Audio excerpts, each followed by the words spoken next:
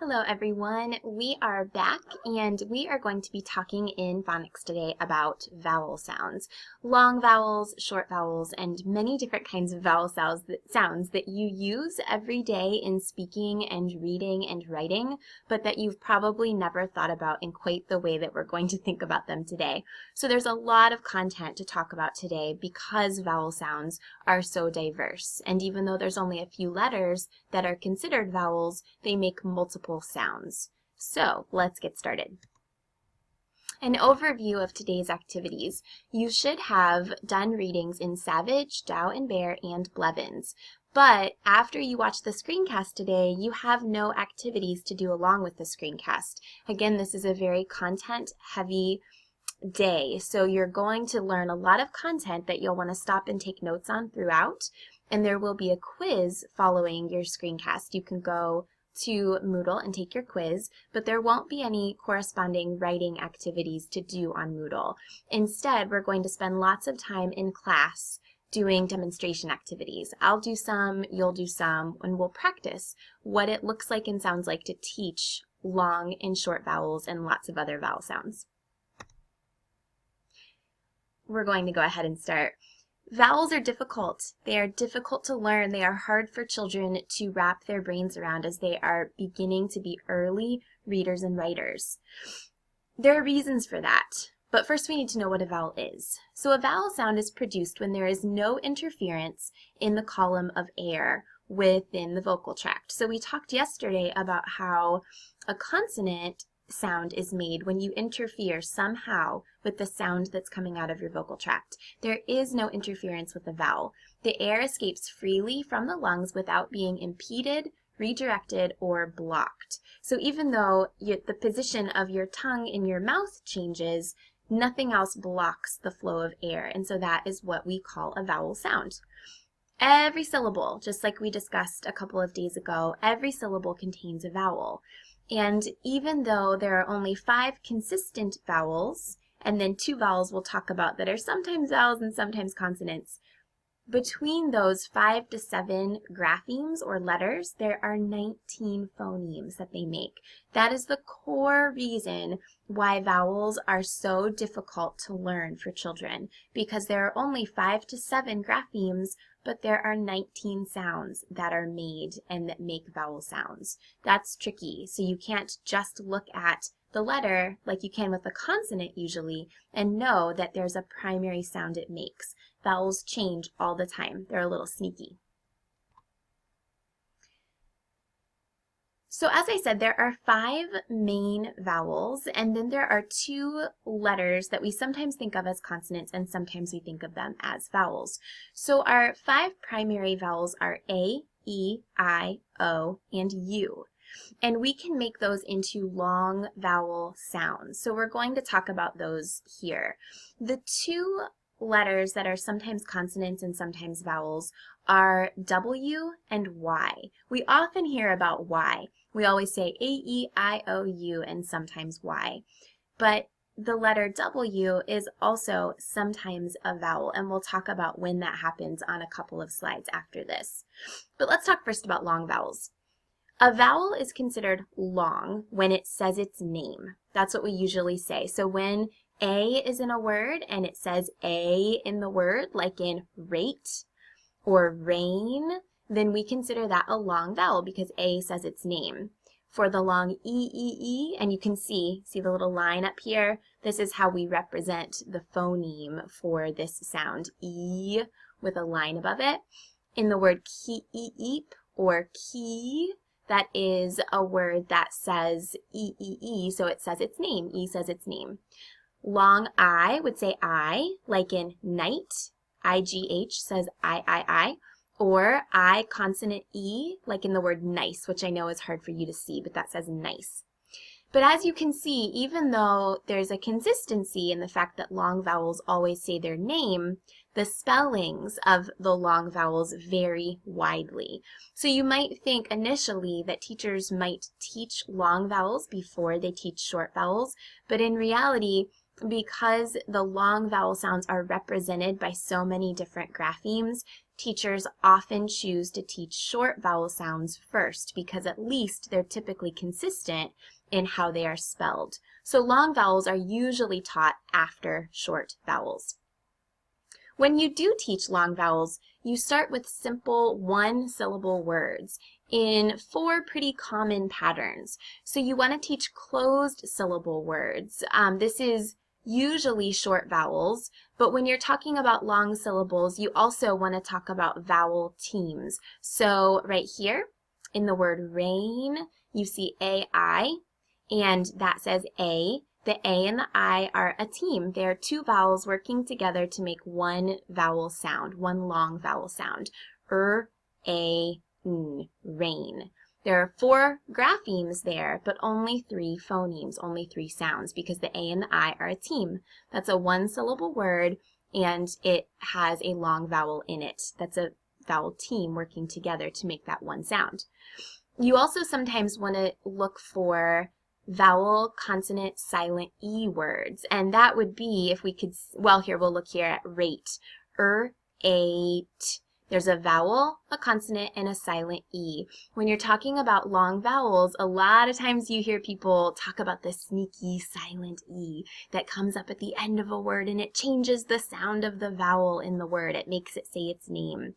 So we use the sneaky silent E to explain how the A or the E, I, O, or U changes its short vowel sound to say its name, like in rate, a vowel, a consonant, and a silent E. We also have open syllable words, and remember, an open syllable ends with a vowel sound, like the word stay. That's a long vowel example of an open syllable, stay. So we've got one syllable, A is made at the end with AY, and it's open. There's no consonant to close that syllable off. Those are the 4 patterns that we typically teach when we start looking at long vowels. And then we move into short vowels.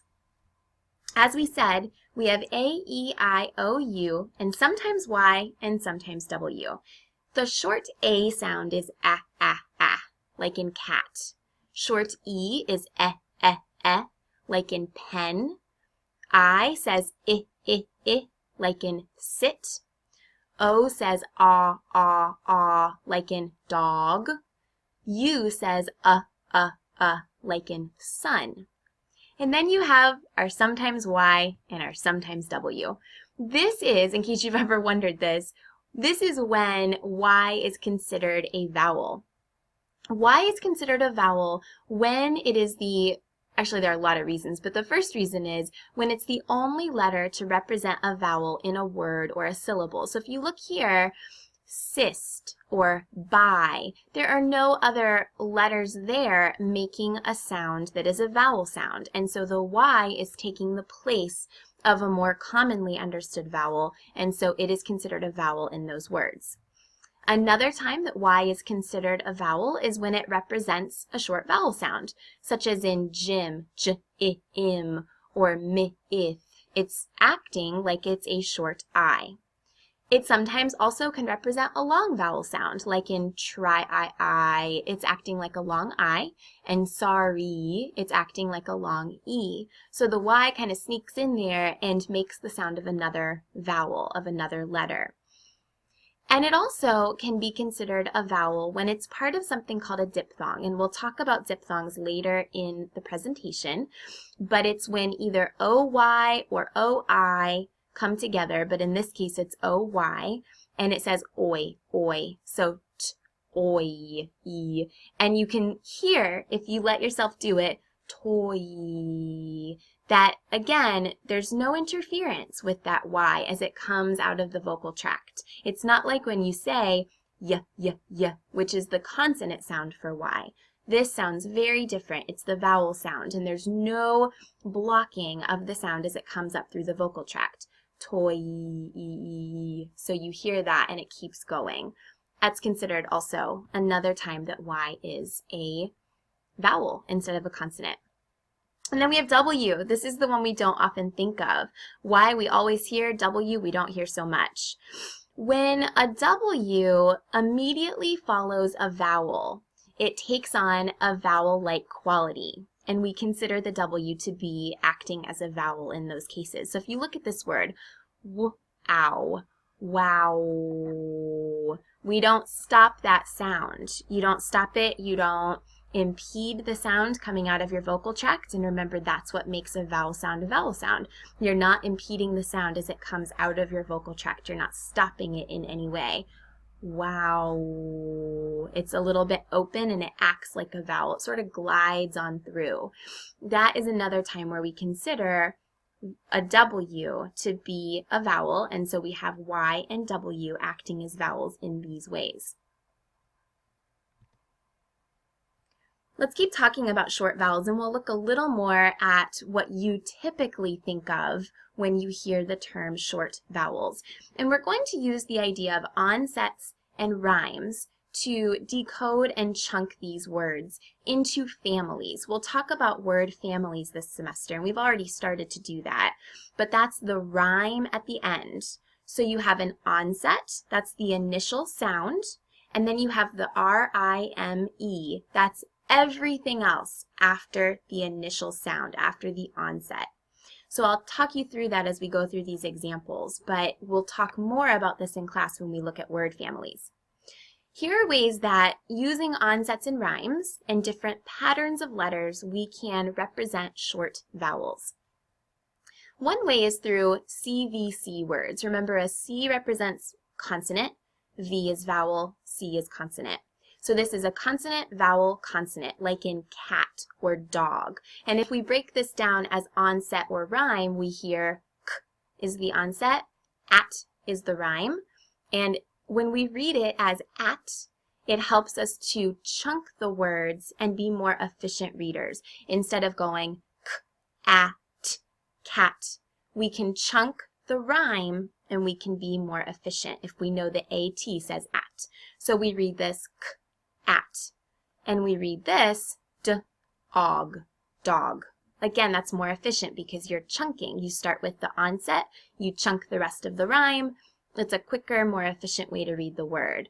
And remember, these are CVC, consonant, vowel, consonant. Another way we represent short vowel sounds is a CVCC word. So that would be like b-ack, back. You have a consonant, vowel, consonant, consonant. That's a CVCC word, and that's very common. This is another one, s-ing, sing. Then we have CCVC, consonant, consonant, vowel, consonant, like sh-ut, shut, or ch-ip, chip. And there we've got our consonant digraph, making a new sound at the beginning of that word, and then ut is our rhyme, so we have sh-ut, shut, and ch-ip, chip.